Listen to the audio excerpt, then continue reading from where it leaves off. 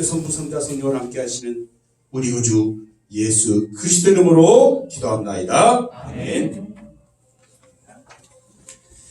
옆에 있는 분들과 한번 인사 나누겠습니다. 고맙습니다. 감사합니다.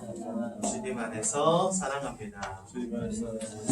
네, 오늘은 제 10과 말씀 같이 보기 원하는데요. 우리 양육교재 10과 다 펴보시기 바랍니다. 마태복음 24장 14절 말씀을 같이 보겠습니다. 마태복음 24장 14절 말씀 보겠습니다. 마태복음은 신약성경 맨 앞에 있는 책입니다. 여러분 어디 있는지 잘 모르겠다 하시는 분은 손 들어주세요. 저희가 가서 찾아드릴게요. 마태복음 24장 14절 말씀 한 절만 같이 보겠습니다.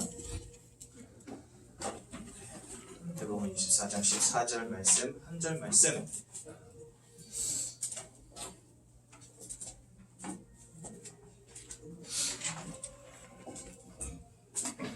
아직 못 찾은 분 계시니 거리 잠깐만 기다려주세요. 마태복음 24장 14절 한 절 말씀 같이 보겠습니다.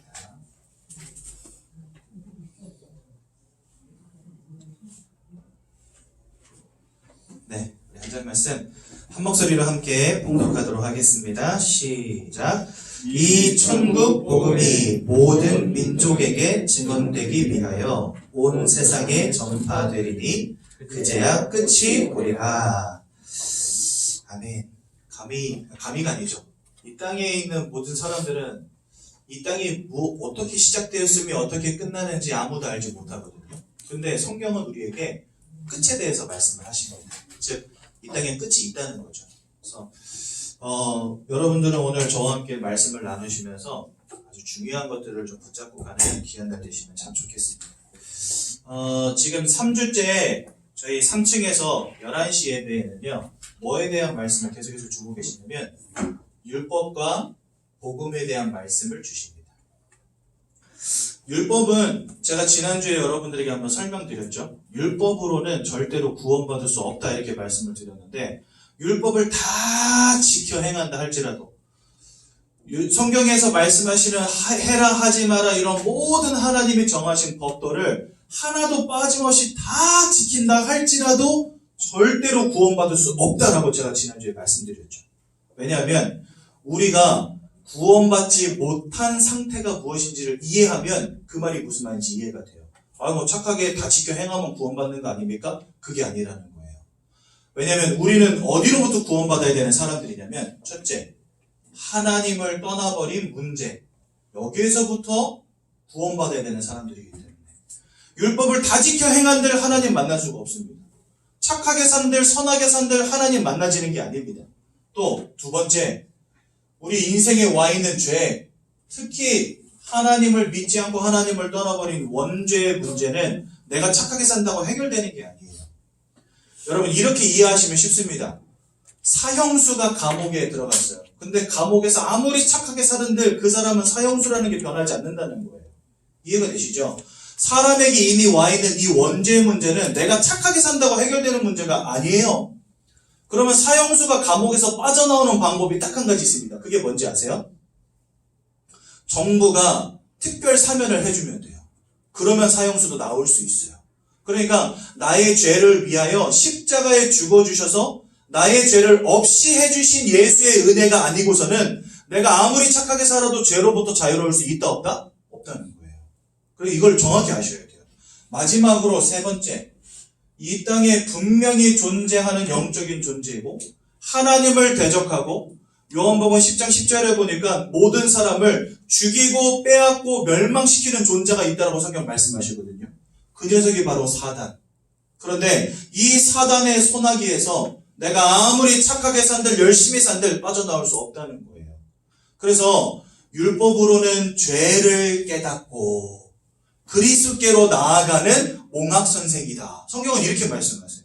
즉 율법을 다 지켜 행할 수도 없을 뿐더러 그 율법을 통해서 나는 죄로부터 자유로울 수 없는 사람이구나를 깨닫게 하시는 것이고, 그래서 나를 구원하신 하나님 떠난 문제와 죄 문제와 사단의 권세에서 나를 구원하신 예수 그리스도가 아니면 안 되는구나를 깨닫게 하시는 게 바로 율법의 목적이라 이렇게 말씀하세요.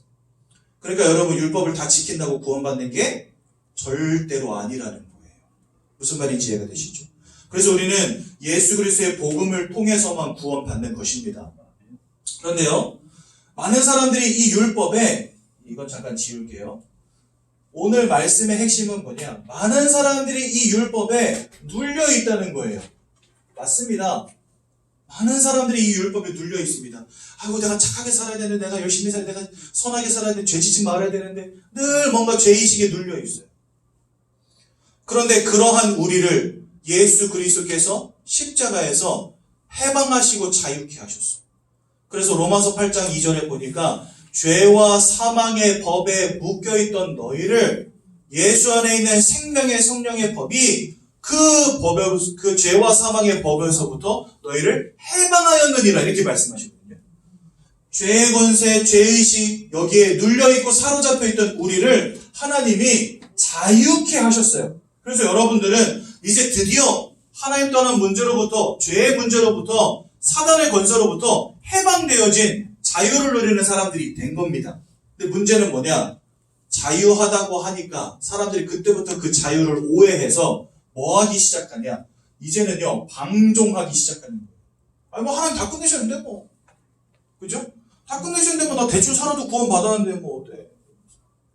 막 저기 가서 죄 짓고 여기 가서 죄 짓고 야 마셔! 괜찮아 우리 구원 받았어! 막 이러면서. 눌린 것도 문제지만 자유케 하셨다라는 거 그거 믿고 방종하는 것도 나쁘다. 오늘 말씀 주셨거든요. 우리가 누리는 자유는 야 이제 나는 죄로부터 자유하니까 살아도 돼 이런 자유가 아니라 진짜 하나님 주신 구원이 무엇인지를 알고 그 속에서 감사하는 자유. 이게 우리가 누려야 될 자유라는 거예요. 그래서 이제는 내가 하나님의 자녀로 진짜 하나님을 사랑하고 예배하는 삶 살아야 되겠구나. 이게 자유라는 거죠. 이 땅에 있는 모든 사람들은요, 다 뭔가에 사로잡혀 있습니다. 특히나 두려움에 사로잡혀 있어요. 여러분, 해가 바뀌었잖아요? 사람들 어디 갔을까요, 다? 점집 가서 다 점치느냐고 정신없어요. 왜 그런지 아세요? 한 번도 가보지 않은 2021년도를 걸어가는데 도대체가 뭔 일이 있을까 궁금하잖아요. 나는 잘 됐으면 좋겠고 성공하면 좋겠고 건강하길 원하는데 나는 미래에 어떤 일이 벌어질지 아무것도 모르니까. 그러니까 두려움으로 찾아가요. 여러분, 사람들이 1년에 한 번씩 제사상 차려놓고 열심히 절하죠? 그거 왜 합니까? 효도입니까? 우리 여기서 솔직하게 터놓고 한번 이야기해 볼게요. 진짜 효도입니까, 여러분, 그거? 그러면 제가 한번 효도의 방법을 알려드릴게요. 돌아가신 부모님 생각하면서 진짜 효도해야 되겠다 생각하면은요, 매일마다 밥상 하루 3끼 차려가지고 제사 드려야죠. 1년에 한 번 그것도 고작 아버지 돌아가신 날, 아이고 아버지 불효자로 옵니다 하면서 밥 한 상 차려드리는 거 효도입니까? 근데 사람들은 그거 목매서 해요. 왜 할까요? 이거 안 했다가는 다리 몽둥이 부러질까봐. 사람들 마음속에 왜 차려놓고 빌고 깎아놓고 빌고 쌓아놓고 빌고 가서 거기서 기도하고 절하고 막 108배. 제가 한 번은 저쪽 청계산 옆에 있는 청계산하고 거기 가면은 이렇게 불상이 한 50m 되는 게 이렇게 누워있거든요.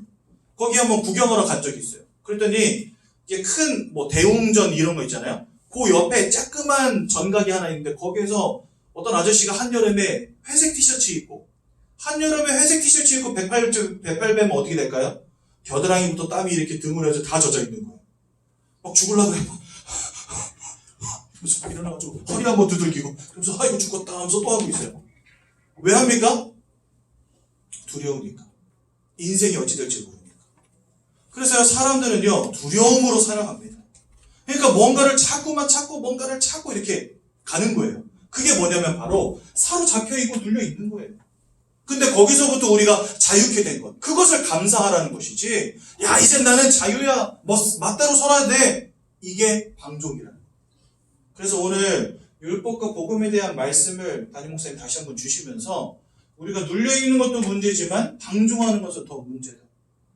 복음 안에서 하나님 주신 참 자유가 무엇인지를 이해하고 누리는 자가 되어야 된다. 이런 말씀을 주셨어요. 우리 새가족분들에게는 조금 어려운 말씀이 있지만 우리 강단은 3층에서 드려지는 11시 예배, 9시 예배 이 강단은요 항상 뭘 강조하냐? 우리를 구원하신 이 복음만 강조합니다. 그래서 여러분 진짜 예수 그리스도의 언약만을 따라가시기 바라고 응답받으시기 바랍니다.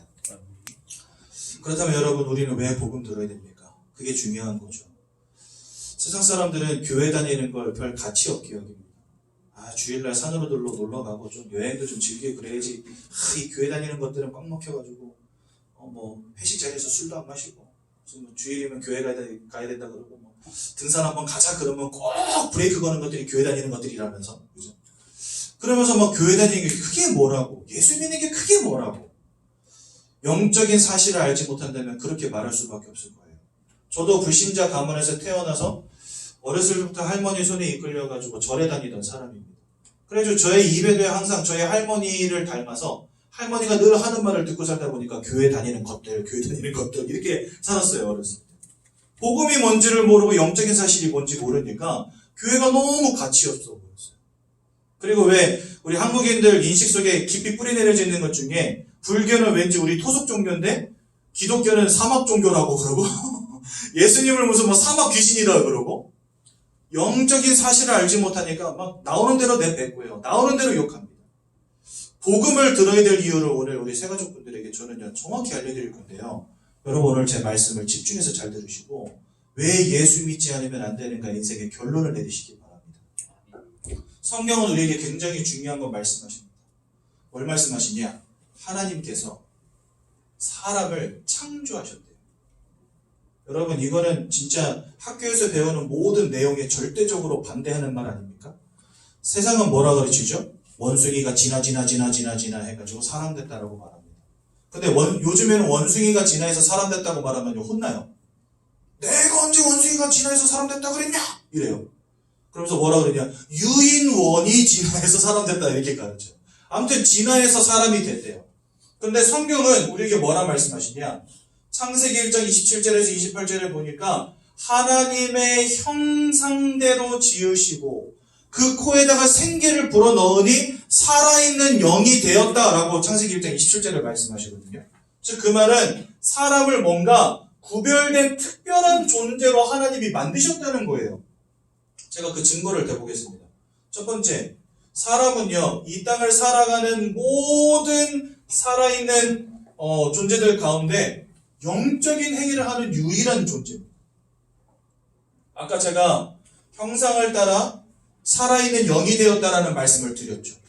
그래서 사람은요 특이하게도 어떤 동물들도 하지 않는 유일하게 영적인 행위를 하는 유일한 존재입니다. 왜냐하면 영이신 하나님의 형상을 닮아 영적 존재로 창조되었기 때문에 영적인 행위를 하는 유일한 존재라니까요. 사람들이요 종교가 있는 사람도 있는 사람도 있고 없는 사람도 있죠. 하지만 없는 사람이라 할지라도 문제 터지면요 하늘 보고 한숨 쉬면서 기도합니다. 누가 됐든지 나 좀 도와달라고. 미치겠다. 사람은 뭔가를 자꾸만 찾고 뭔가에게 자꾸 구하고 기도하고 뭔가를 빌고 하는 본능이 있어요. 왜 그러냐면 영적인 존재이기 때문에 그래요. 여러분 개, 고양이, 소, 돼지 이런 동물들이 어디 가서 기도하고 예배하고 노래하고 하는 거 보신 적 있으세요? 그러는 법이 없어요. 제가 이런 얘기할 때 어떤 초딩이 저는 교회에서도 개 많이 봤는데 이러더라고요. 그 개가 예배 드리러 왔을까요? 주인 따라왔을까요? 주인 따라왔죠 그냥. 예배 드리러 왔겠습니까? 그 어떤 피조물도 인간을 제외하고는 영적인 행위를 하는 존재가 없어요. 그렇죠? 두 번째, 인간은요 창조라는 행위를 하는 유일한 존재입니다. 여러분 창조가 학습되는 걸까요? 창조가 학습되는 거라면 창조를 할 줄 아는 사람도 있고 할 줄 모르는 사람도 있어야 돼요. 그런데 사람은 누구나 무엇인가를 만들어냅니다. 만들어낼 능력이 있어요. 어린아이라 할지라도 만들 줄 알아요. 누가 시키지 않아도 지 혼자 만들어요. 창조는 학습이 아니라 원래부터 우리에게 주어진 능력이기 때문에. 근데 여러분 동물들은 창조합니까? 창조 행위를 할 수가 없어요. 동물은요. 제가 이랬더니 어떤 초딩이 또 그러더라고요. 제비는 제비집을 짓고 비버는 댐을 만드는데요. 여러분 제비는 이 땅에 있는 모든 제비는 다 처마 밑에다가 진흙과 지푸라기로 집을 짓습니다. 그 창조입니까 여러분? 본능 따라 사는 거예요. 이 땅의 모든 비버는 강둑에다가 나무 끌어다가 댐을 짓고 삽니다. 그거 여러분 창조입니까? 만약에 비버가 창조의 능력이 있다면 강둑이 아니라 다른 데다가 다른 것으로 집을 지을 수 있어요. 그런데 비버는요, 항상 강에다가 나무를 가져다가 댐을 짓고 살아요. 그건 창조가 아니고 본능이에요. 그런데 이상하죠? 인간만 뭔가를 자꾸 만들어냅니다. 여러분, 앞으로는 어떤 시대가 올지 아무도 예상을 못해요. 지금 이거 핸드폰으로 찍어서 저를 찍으니까 여러분들이 인터넷으로 항상 열어서 볼 수 있거든요. 이런 시대가 올 거라고 조선시대 사람들은 상상이나 했을까요? 상상도 못했을 거예요. 근데 사람들은 그것을 실현해냅니다. 왜요? 창조의 능력을 가진 존재들이기 때문에. 이 땅에 어떤 피조물들도 이런 능력이 없어요. 이거는 뭐 지나지나 발전한다고 되는 게 아니라는 거예요. 원래부터 우리에게 주어진 능력이라는 거예요. 하나님이 이 땅을 창조하신 영적 존재인 하나님의 형상을 닮았기 때문에 우리는 영적인 행위를 하는, 창조의 행위를 하는 유일한 존재들이라는 겁니다.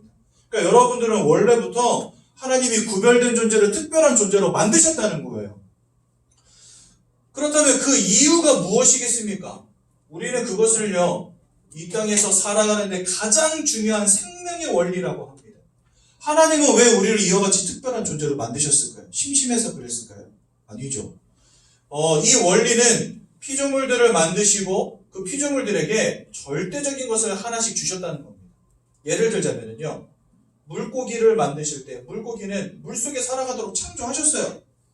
그래서 물고기는 물을 잃어버리면 살 수 없습니다. 지렁이를 먹든 떡밥을 먹든 풀을 뜯어먹든 다른 고기를 잡아먹든 상관이 없어요. 근데 반드시 물속에 있어야 돼요. 그렇죠? 물을 잃어버린 물고기는 죽습니다. 이게 어떤 의미냐면, 여러분 생각해 보세요. 물고기가 물 밖에 나와 있다. 그럼 여러분들은 그 물고기를 보면서 무슨 생각하세요? 아이고, 쟤 힘들겠다. 아이고, 쟤 숨 못 쉬겠다. 아이고, 추워 보인다. 담요 덮어주자. 이런 생각하십니까? 아니면 아이고, 저거 누가 좀 와서 물고기 빨리 물로 좀 넣어줬으면 좋겠다. 이 생각하십니까? 빨리 물로 좀 넣어줬으면 좋겠다. 이 생각하시죠? 왜 그럴까요? 물고기에게 물은 절대적인 것이기 때문에 그래요. 그렇죠? 그리고 물 밖에 나와 있는 물고기 보면 아이고, 쟤는 죽겠구나. 이 생각하시죠? 그만큼 절대적인 거라는 거예요. 그러면 나무는 어떻습니까? 땅에서 뿌리 뽑힌 나무 보면 아이고, 쟤 힘들겠다 이런 생각 드십니까? 아니면 저거 죽었구나 싶습니까? 죽었다 싶죠. 그렇죠? 여러분, 새는 어떻습니까? 날개가 부러져가지고 더 이상 날지 못하는 새를 본다. 쟤는 필히 죽었구나 이렇게 생각합니다. 그래서 하늘을 잃어버린 새는 죽는 겁니다. 그럼 여러분, 제가 여러분들에게 질문해 볼게요. 사람은 뭐가 절대적일까요? 여러분들 절대적으로 뭐가 필요하십니까? 어떤 사람은 돈이 필요합니다. 어떤 사람은 건강이 필요합니다. 어떤 사람은 사랑이 필요합니다. 이런 이야기 하죠. 여러분, 그럼 생각해 봅시다. 어떤 사람이 사업을 막 하다가 돈을 잃어버리고 쫄딱 망했어요. 그럼 그 사람을 보면서 아이고, 저 사람은 죽었구나 생각하십니까? 아니면 아이고, 안타깝다. 좀 힘들겠지만 힘내세요 합니까? 돈을 잃어버린 사람 보고 죽었다라고 생각하는 사람 아무도 없어요. 건강을 잃어버린 사람 보고 죽었다라고 생각하는 사람 아무도 없어요. 어느 날 폐에 문제가 왔다. 신장에 문제가 왔다. 그러면요, 아이고, 쟤는 필히 죽었구나 이렇게 생각하는 사람 있습니까? 없어요. 또 이 땅에는요, 건강하게 잘 살아가는 사람도 있지만 태어날 때부터 불구로 태어나는 사람도 있어요. 하지만 다 살아갑니다. 건강이 절대적인 원리는 아니라는 거예요. 그 여러분, 사랑은 어떻습니까? 여러분들 중에 첫사랑하고 결혼하시는 분, 손 들지 마시고 나는 첫사랑하고 결혼했어요 하시는 분 있습니까? 제가 이 메시지를 이제 저는 이거 열과를 늘 돌려가면서 계속 하니까 1년 전에는 한번 생각해 본 적이 있어요. 내가 결혼한 내 아내는 몇 번째지? 하니까 요거 아내는 들어가는데 요거는 넘어요. 제 첫사랑 아니거든요, 제 아내도. 여러분, 첫사랑할 때 여러분 얼마나 힘드셨습니까? 그 사람 아니면 안 되고 오빠님 나 죽어 이러면서 사랑하셨잖아요. 근데 어느 날 보니까 그 오빠가 마음에 있어 없어? 없어요. 사랑도 절대적인 게 아니라니까요. 그렇다면 사람에게 절대적인 건 뭐겠습니까? 이 땅에서 가르쳐주지 않고 누구도 알지 못하지만 오직 성경은 우리에게 말씀하십니다. 하나님 한 분을 알며 하나님과 함께하는 인생이 되어야 된다고 말씀하세요. 기분 나빠도 하나님이 그렇게 창조하셨기 때문에 이 원리를 잃어버리면 반드시 무너집니다. 반드시 무너지는 이유를 조금 이따 설명드릴 거예요. 그렇다면 하나님은 영이시기 때문에 내가 영적인 존재가 아니고서는 하나님과 함께하는 축복을 누릴 수가 없어요. 그래서 하나님은 원래부터 여러분들을 영적 존재로 만드셔서 영이신 하나님을 알고 믿고 함께할 수 있는 존재로 만드신 거예요. 그래서 물고기에게 물이 필요하듯이, 나무가 땅이 필요하듯이, 새가 하늘이 필요하듯이 사람은 하나님과 함께 해야지만 행복하고 살 수 있는 존재로 만드신 겁니다. 처음부터. 이게 바로 세상의 생명의 원리, 창조의 원리라는 거예요. 그런데 어느 날 이 원리가 깨어진 겁니다. 그것을 우리는 뭐라고 하냐? 인생의 근본 문제라고 해요. 성경 맨 앞에 있는 책이 창세기거든요. 이 창세기 3장 1절에서 6절에 보면 하나님이 지으신 아담과 하와가 하나님의 말씀을 불순종하고 죄를 지음으로 말미암아 하나님과 함께할 수 없는 존재로 타락하는 내용이 나와요. 그런데 이것을 전격적으로 사람들로 하여금 타락하게 만든 장본인이 누구냐? 하나님을 대적하여 타락한 존재 사단이라고 되어 있습니다. 사단이 아담과 하와를 속여서 뭐하게 만들었냐? 하나님이 따먹지 말라는 선악과를 따먹는 원죄를 짓게 만들어버렸어요. 그 결과로 하나님과 함께해야만 행복한 존재인 사람이 하나님을 잃어버리고 하나님을 떠나는 문제 가운데 빠지게 된 겁니다. 여러분들 태어날 때부터 하나님이 계심을 믿고 알고 태어나신 분 있습니까? 아무도 없어요. 이 평생 살아가면서 내가 영적 존재라는 사실도 모른 채 살아가요, 사람들이. 여러분 길에서 아는 사람 만나면 뭐라 인사합니까? 아이고 안녕하세요, 건강하시죠? 평안하시죠? 이렇게 물어보지만 당신의 영혼은 행복하십니까? 이런 인사 하세요, 안 하세요? 안 하죠. 왜 안 할까요? 내가 영적 존재라는 그 사실 자체를 모른다는 증거예요. 사람은 육신을 갖고 있고 마음을 갖고 있으니까 육신이 건강하기를 바랍니다. 또 서로 그렇게 인사합니다. 또 마음이 평안하기를 원합니다. 그러니까 그렇게 인사합니다. 하지만 내가 영적 존재라는 걸 모르니까 당신의 영혼은 평안하십니까? 절대 묻지 않아요. 왜? 내가 영적 존재라는 걸 알지 못하니까. 내가 영적 존재라는 것도 알지 못하고 하나님이 계신 것도 알지 못한 상태가 돼버렸다는 거예요. 원래 인간은 하나님과 함께하도록 창조되어진 존재인데 내가 영적 존재인 것도 모르고 하나님도 모르는 상태가 돼버렸어요. 그게 뭐냐? 그게 바로 타락이라는 거예요. 내가 방탕한 삶을 사는 거 그게 타락이 아니라 내가 어떤 존재인지를 망각하며 살아가는 그런 상태가 돼버린 거예요. 그럼 여러분 보십시오. 물고기가 물을 잃어버린 게 곧 뭡니까? 그게 사망이잖아요. 나무가 땅에서 뿌리 뽑혔다. 그게 사망이죠. 새가 하늘을 잃어버렸다. 그게 사망 아닙니까? 하나님을 잃어버린 그것이 곧 사망이에요. 그래서 여러분 에베소서라는 성경 2장 1절에 보면 이런 말씀이 있어요. 죄 때문에 영적으로 죽어버렸던 너희를 하나님이 살리셨도다. 이렇게 되어 있습니다. 그러니까 죄 때문에 우리는 영적으로 사망 가운데 던져진 거예요. 그러면 아니 전도사님, 저는 이제 목사가 되는데 아직도 전도사님이 입에 붙어가지고 그럼 목사님, 저는 이렇게 뻘뻘거리고 살아있는데 왜 저한테 죽었다 그러십니까? 저는 성경이 왜 우리한테 사망 가운데 있다라고 말씀하시는지 설명드리겠습니다. 하나님을 잃어버린 그 순간부터 이 근본 문제로부터 인생의 모든 문제가 시작이 됐는데요. 어떤 문제가 시작되었냐면요. 첫 번째로는요. 요한복음 8장 44절에 보니까 이런 말씀이 나와요. 너희는 너희 아비 마귀에게서 났으니. 이건 여러분들의 엄마 아빠가 마귀라는 말이 아니에요. 우리가 태어날 때부터 어떠한 영적인 배경을 가지고 태어나느냐를 말씀하시는 거예요. 원래 우리는 하나님과 함께하니까 하나님 안에서 행복한 존재, 생명을 누리는 존재. 여기 28절에는 생육하고 번성하고 땅에 충만하여서 모든 것을 정복하고 다스리는 존재였거든요. 그런데 하나님을 잃어버리고 타락한 순간부터 우리의 영적인 배경이 사단 마귀가 되었다는 겁니다. 근데 이 8장 44절에 뭐라고 말씀하시냐? 그는 거짓말장이요 처음부터 살인한 자예요.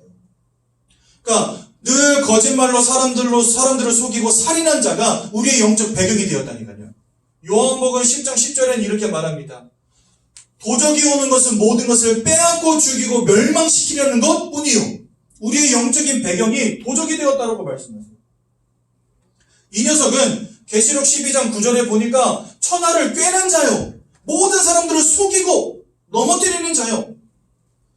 그러니까 이런 영적인 존재가 나의 영적 배경이 되었다는 거예요. 언제부터? 하나님을 잃어버린 순간부터. 여러분, 도적이, 사기꾼이 여러분들의 인생에 연을 맺고 늘 들락날락한다 생각해 보세요. 여러분들 인생에 남아나는 게 있을까요? 없어요. 하나님을 잃어버린 그 순간부터 사단 마귀에게 딱 사로잡혀서 그 속에서 인생은요 무너지고 실패하고 내가 원치 않는 문제가 계속 와요. 나는 착하게 산 지밖에 없는데 어느 날 질병의 문제가 더욱 터지고 어느 날 경제의 문제가 탁 오고 어느 날 자녀가 무너지고 나는 그거 원한 적 한 번도 없는데 내가 원하는 행복은 오지 않고 자꾸만 불행과 문제와 근심거리들이 막 몰려오는 겁니다. 왜요? 여러분들의 인생을 사로잡고 여러분들의 인생에 저주와 불행을 가져다주는 영적인 존재가 있다니까요. 이 녀석에게 사로잡힌 인생 되었다는 거예요. 이것을 세상 말로는 뭐라고 하냐? 바로 운명과 사주팔자라고 하는 겁니다, 여러분. 여러분, 제가 원래 이렇게 인상 쓰는 사람은 아니거든요. 항상 이렇게 등신채로 웃고 다니는 사람이거든요. 얼굴이 항상 이렇게 웃는 상이에요. 근데 말씀 전할 때는 나도 모르게 인상이 팍 써져요. 근데 그 이유가 뭔지 아십니까?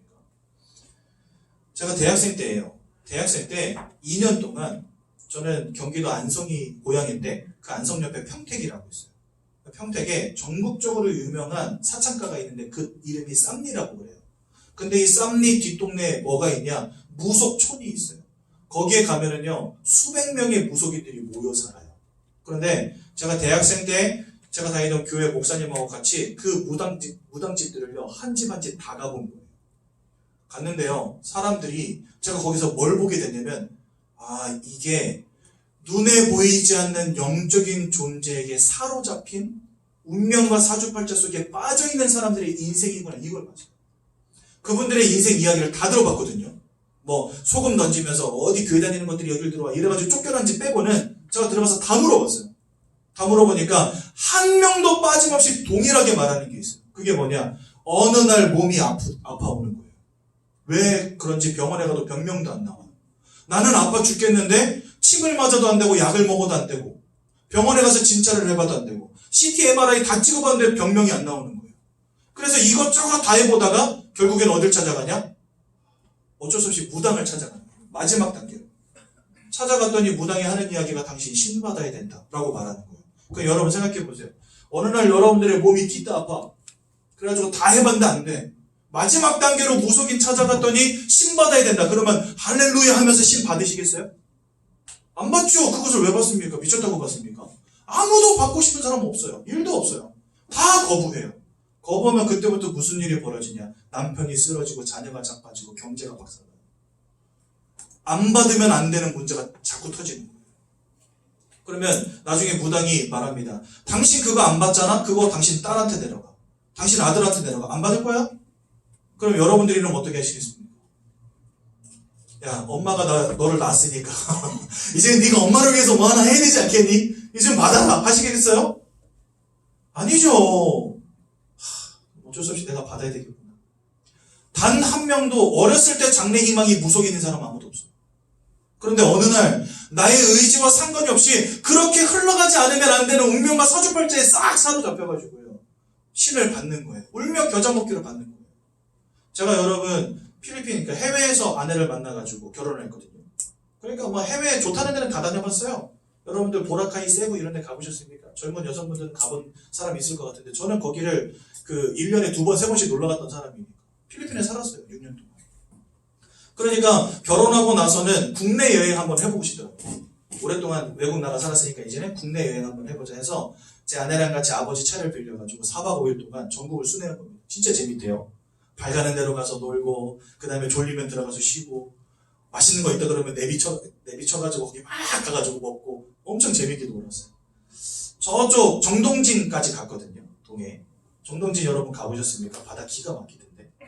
그래가지고 이제 석양이 어스름하게 이렇게 내릴 때 제가 밤바다를 좋아해서 나가가지고 제 아내랑 같이 해변을 쫙 걷고 있는데 저쪽에 한 무리의 사람들이 모여가지고 막 난리를 치고 있는 거예요. 그래서 뭔가 하니까 돗자리를 깔아놓고 옆에는 북치는 아저씨 하나 앉아있고 그 다음에 어떤 젊은 아가씨가 바다를 향해서 이렇게 엎드려 있고 그 다음에 그 뒤에는 풍채 좋은 어떤 할머니가 이상한 막대기 같은 거 큰 부채 같은 거 하나 들고 딱 서 있는 거예요. 그 옆에서는 막 북치고 깨가리치고 막 난리가 났어요. 난리가 났어요. 그리고 그 뒤에 있는 할머니는 앞에 있는 그 아가씨 등을 그걸로 막 때리는 거예요. 그러면서 뭐라고 말하냐면 받아들여 막 이러고 있는 거예요. 그래서 내가 저 뭐 하는 거야?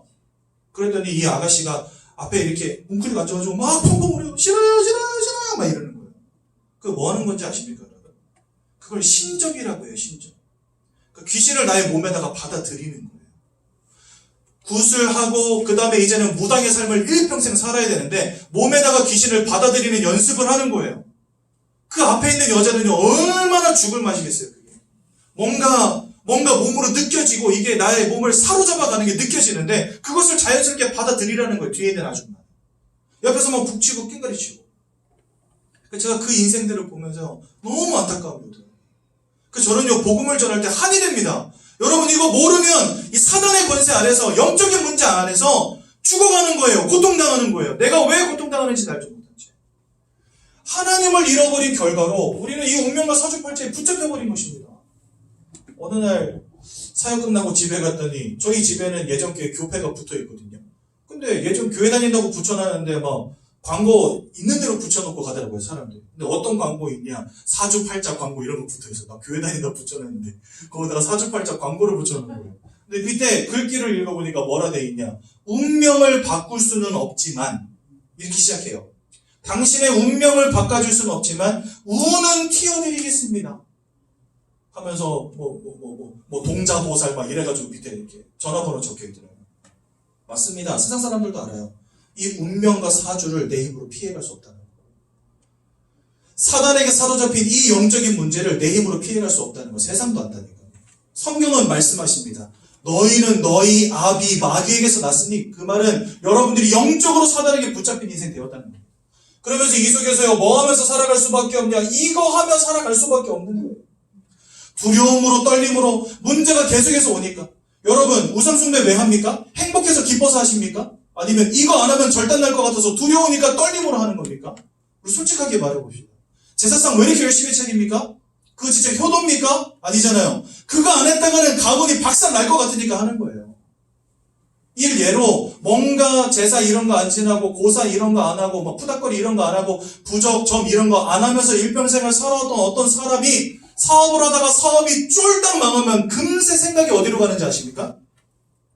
내가 제사를 안 지내서 그러나? 이렇게 간다니까요, 생각이요. 내가 이거 굿이라도 한번 해야 되나?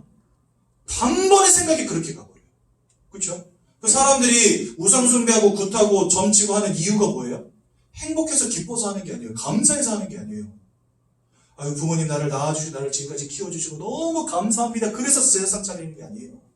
왜 차리는 거예요? 안 하면 절단 나니까, 안 하면 박살 나니까, 안 하면 실패할 것 같으니까, 안 하면 혼날 것 같으니까, 두려움으로 떨림으로 우상숭배하고 있는 거예요. 근데 여러분, 그게 바로 사단이 가진 전략입니다. 왜냐? 고린도전서 10장 20절에 보니까 대저 이방인들이 하는 제사는 귀신과 교제하는 것이니라 이렇게 말하고 있어요. 하나님은 우리에게 우상숭배가 뭐라고 말씀하시냐? 귀신과 교제하는 것이니라 이렇게 말씀하십니다. 여러분, 사람이 죽어 귀신 되는 거 아닙니다. 이거 똑바로 아셔야 돼요. 그럼 귀신은 누구냐? 이 사단을 따르는 영적인 무리들이라고 성경 말씀하세요. 사람이 죽어서 귀신 되는 게 절대 아니에요.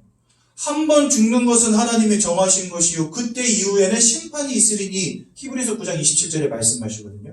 그 심판 이후에는 천국이든 지옥이든 들어갑니다.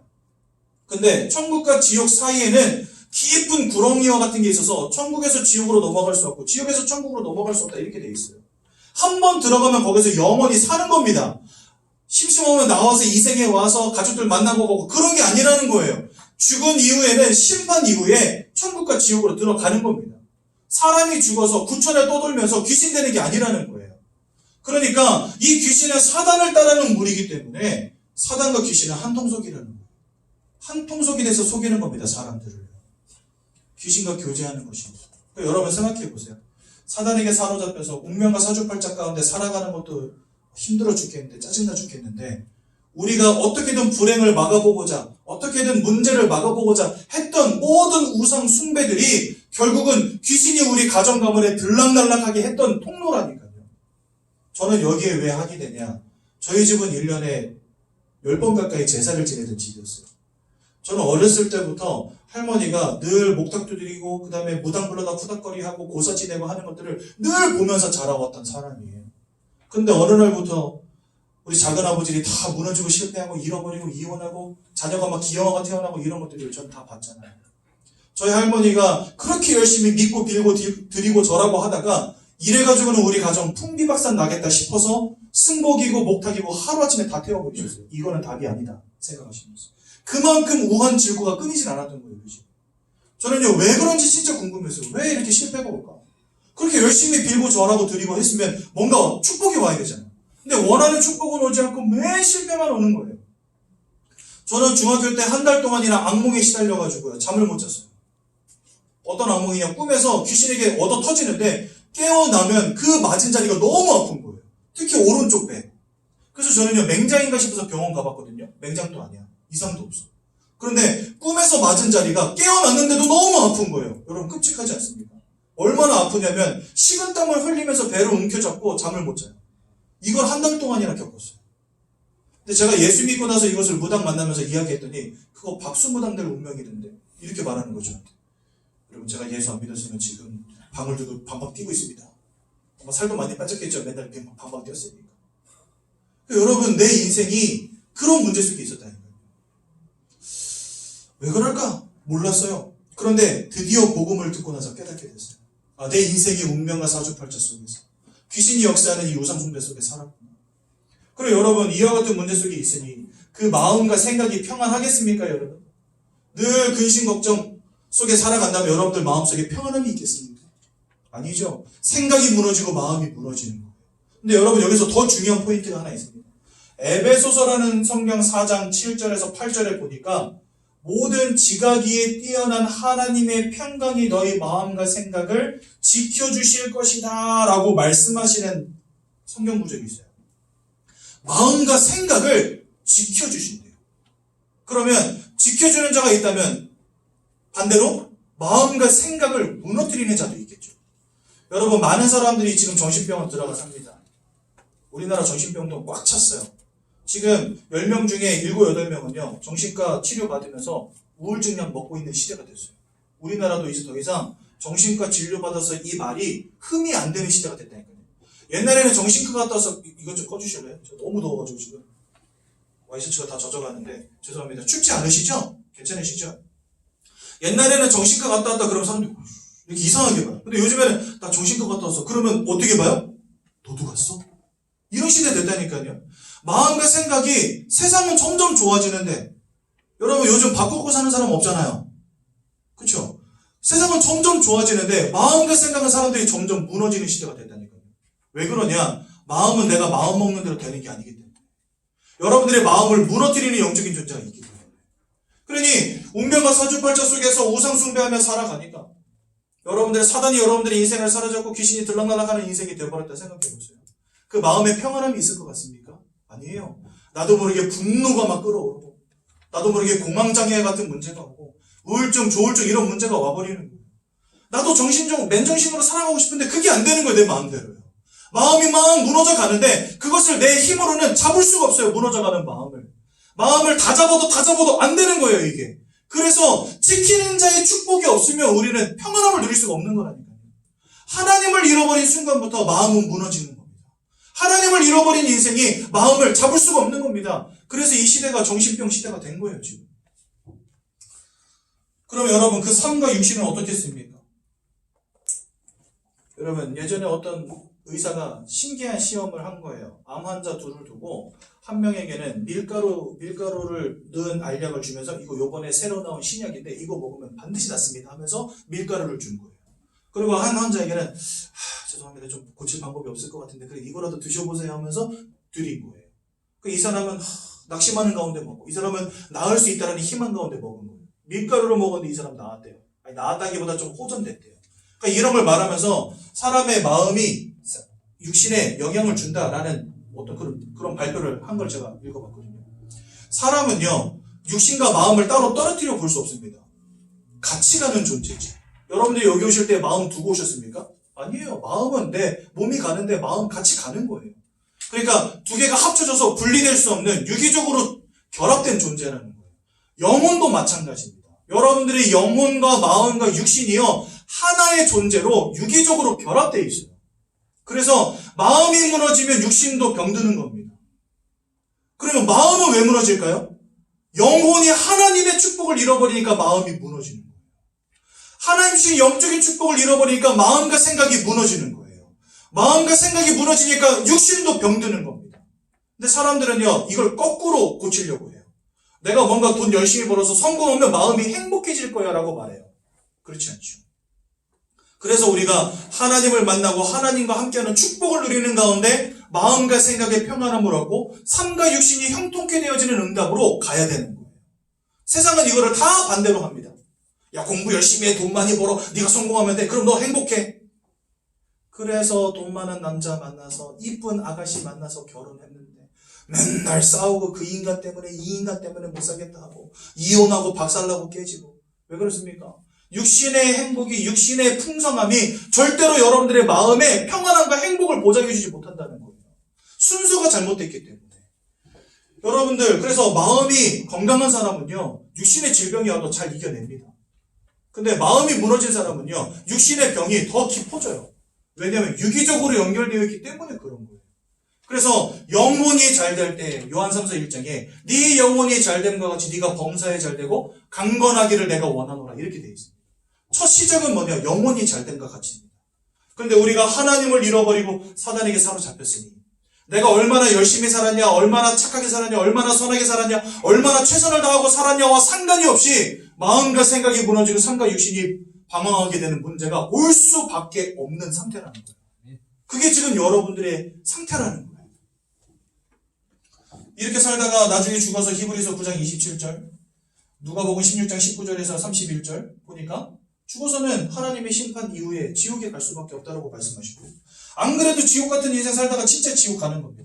더 큰 문제는 뭐냐? 출애굽기 20장 4절에서 5절에 보니까 나를 미워하는 자들, 우상 숭배하는 자들, 하나님을 믿지 않는 자들의 죄를 갚되 그 아비로부터 아들 3, 4대 이르게 하나님. 그러니까 하나님을 알지 못하면은요, 우리 가정과 가문, 나로 끝나는 게 아니라 나의 후대, 우리 가문이 고통받게 되는 겁니다. 하나님을 잃어버렸기 때문에 우리가 이러한 영적, 마음적, 육신적 사망과 고통 가운데 던져지게 된 거예요. 마치 물 밖에 나와서 파닥거리고 있는 그 물고기처럼, 점점 죽어가는 그 물고기처럼, 뿌리가 뽑혀서 자빠져가지고 점점 말라가고 있는 나무처럼 내 인생 최선 다해서 열심히 살았는데 만족과 행복이 없이 평안함이 없이 자꾸 지쳐가고 무너지는 내 인생이 돼버리는 거예요. 언제부터요? 하나님을 잃어버린 순간. 이거는 공부를 많이 한다고 돈을 많이 번다고 되는 문제가 아니지 않습니까, 여러분? 즉, 이 땅에는 이 세 가지 근본 문제를 해결할 방법이 없어요. 그렇기 때문에 우리한테 착하게 살아라, 열심히 살아라, 노력해라라고 하나님 말씀하지 않으시고 직접 구원자 되신 예수를 이 땅에 보내주신 거예요.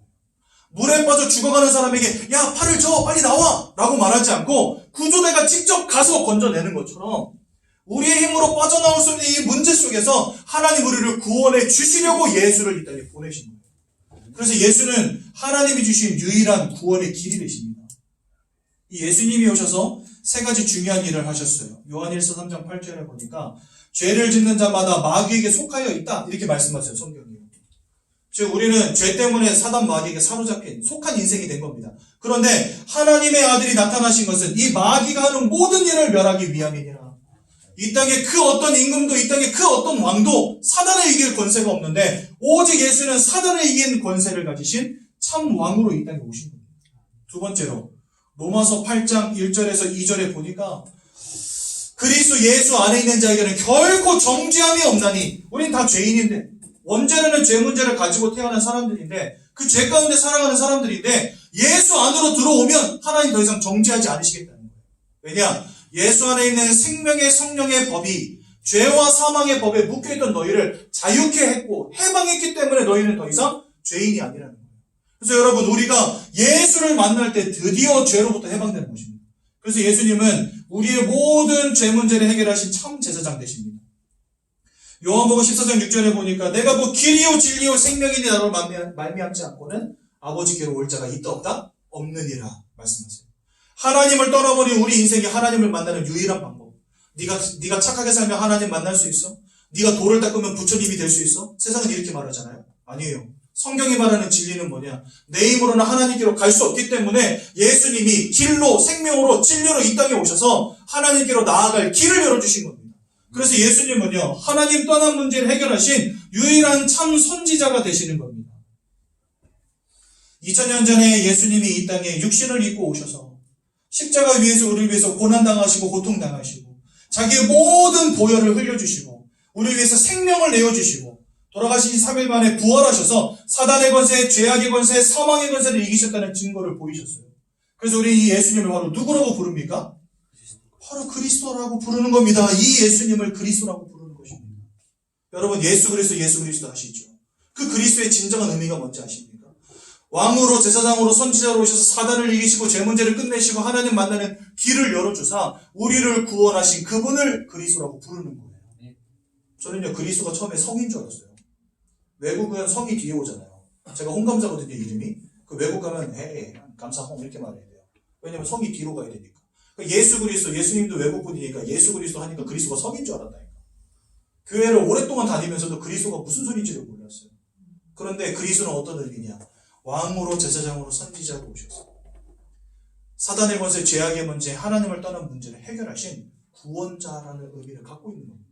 그래서 우리는 예수가 그리스도라고 가르치기를 쉬지 아니하는 교회, 전도하기를 쉬지 않는 교회, 예수가 그리스도라고 가르치고 전도하기를 쉬지 않는 교회에서 예전 교회예요. 우리 교회 이름의 의미입니다. 여러분 이제 아시겠습니까? 우리가 왜 예수를 만나야 되는지. 세상의 방법으로 해결 안 되어지는 인생의 문제 가운데 우리가 다 빠져 있다니까요. 내가 지금 착하게 사냐 열심히 사냐 이게 중요한 게 아니라는 거예요. 그거는 나중 문제예요. 지금 진짜 시급한 문제는 뭐냐? 나로 하여금 인생의 근본 문제 가운데 빠질 수밖에 없는 이 문제 가운데서 하나님이 나를 구원해 내셔야 된다는 거예요. 그 구원의 길이 누구냐? 바로 예수 그리스도. 그런데 어떻게 예수 그리스도 이름을 우리가 가치 없다 말할 수 있습니까? 어떻게 교회 가고 예배 드리는 것을 가치 없다 말할 수 있습니까? 이런 영적인 사실을 모르는 세상 사람들은요 가치 없어 보이겠죠. 하지만 저는요 이게 너무 가치 있어서 일평생 하나님 이 복음만 전하는 사람 되겠습니다 해서 목사된 사람. 여러분들 오늘 인생의 참된 가치를 발견하십시오. 내가 누군지 아시고 나에게 와 있는 영적인 문제가 무엇인지 발견하십시오. 그리고 이 그리스도 예수를 마음에 영접하시기 바랍니다. 성경은 우리에게 말씀하세요. 영접하는 자에게 하나님의 자녀되는 권세를 주신다고.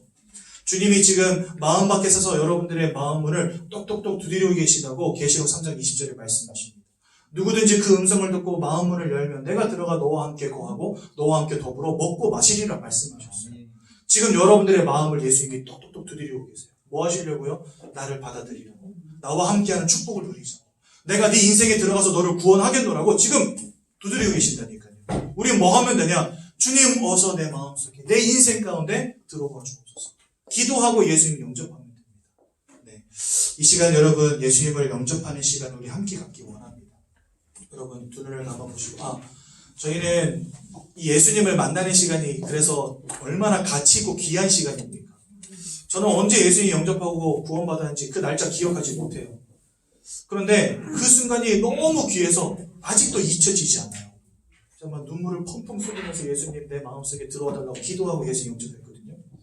그래서 저희는 이 영접이라는 게 굉장히 중요하고 의미 있는 것이기 때문에 여러분들이 영접 기도문을 나눠드리고 여러분들과 함께 좀 의미 있는 시간을 갖습니다. 그래서 제가 영접 기도문을 나눠드렸는데요. 거기다가 여러분들 성함, 그 다음에 생년월일, 또 오늘이 2월 18일, 3월 8일이거든요, 오늘이. 3월 8일 맞죠? 3월 7일. 네, 3월 7일 죄송합니다. 3월 7일이거든요. 3월 7일이거든요. 날짜도 적어보십시오. 그리고 요거 한국 사람들은 이런 거 쓰라고 그러면 쓴 다음에 바로 반 접고 반 접어서 성경책에다 끼든지 주머니 넣든지 핸드백에 쑤셔 넣거든요. 그러지 마시고 적으신 다음에 요거를 저에게 돌려주시면 저희가 요거 코팅해서 다음 주에 다시 나눠드립니다.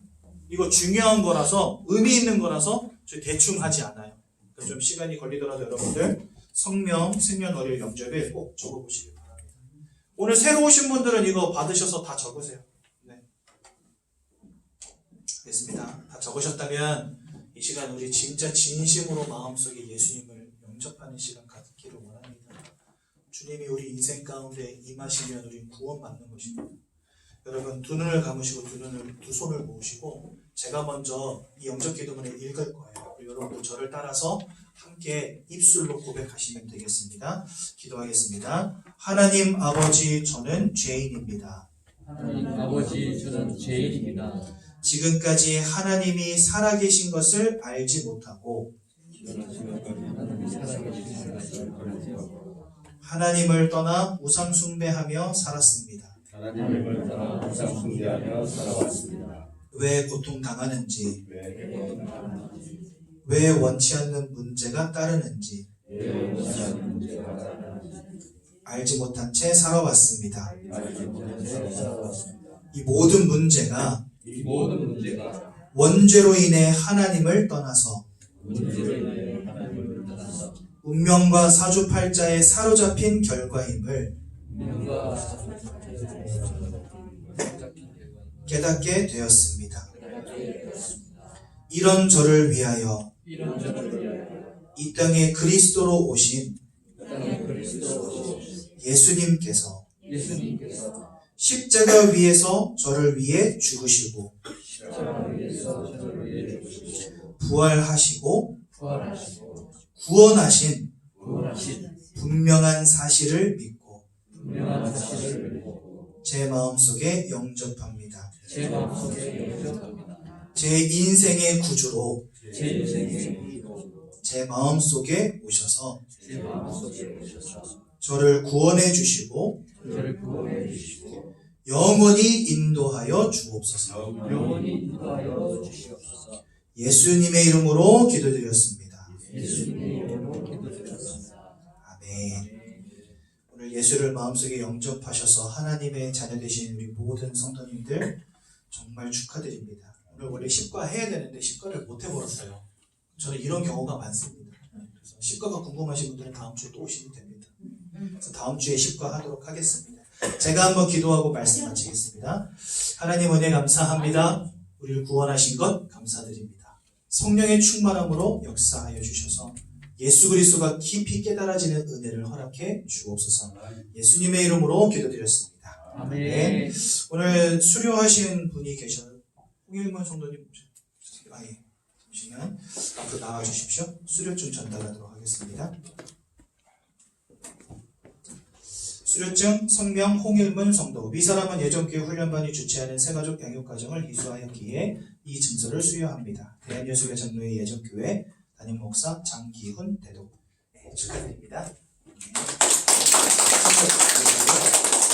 사진 한 번만 찍을게요.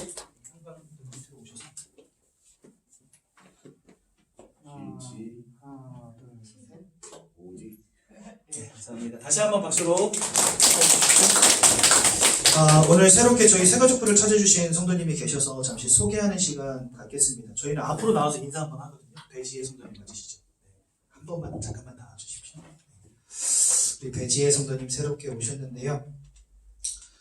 우리 앞으로 10주간 우리와 함께 하면서 이 복음이 깊이 깨달아지고 발견되어지는 은혜 누리시라고 박수로 한번 환영하도록 하겠습니다. 저희가 준비한 책자인데 되게 돌아가셔서 한번 읽어보시면 되겠습니다. 감사합니다. 제가 한번 기도하도록 하겠습니다. 하나님, 우리 홍일문 성도님, 하나님 은혜 가운데 인도해 주시고 이 복음의 메시지를 깊이 듣게 하시며 구원받는 은혜 가운데 들어오게 하신 것 너무나 감사를 드립니다. 또한 우리 배지혜 성도님 오늘 처음 저희 새가족부 찾아주셨습니다.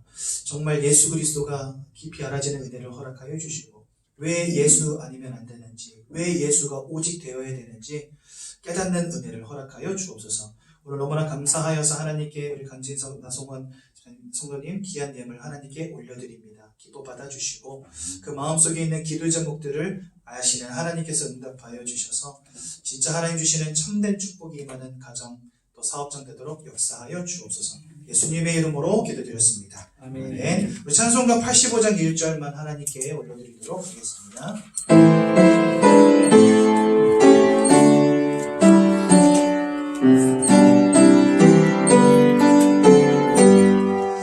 구주를 생각만 해도 이렇게 좋거든. 주 얼굴 배울 때야 얼마나 좋으랴.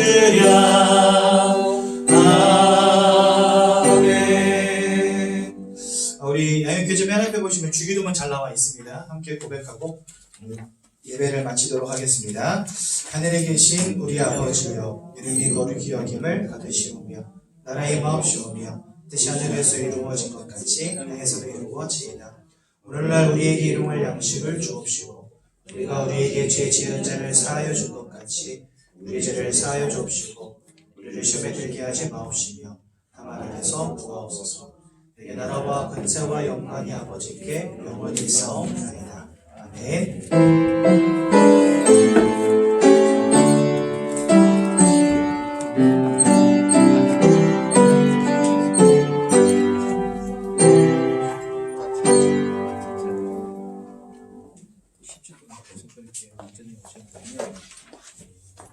도움이 되니까 가까운 분들 찾아주시면 해드립니다. 전화는 어떻게 되시나요? 전화 연락처는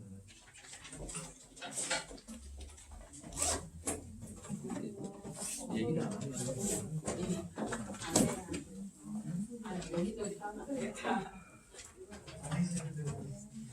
혼자 나오시는 거예요? 아니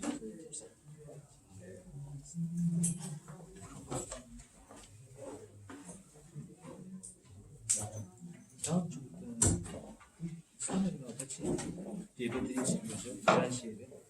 그렇죠. 네. 저는 기도 이사거든요.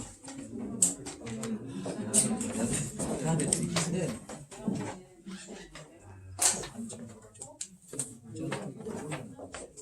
잠시 후에 중화권 모임 할게요. 중화권 분들은 가지 마시고 잠깐만 기다려주세요. 생활적 잠깐 주세요. 잘 드시고. 그래서 철망 쪽이죠. 펜서, 마크, 현장,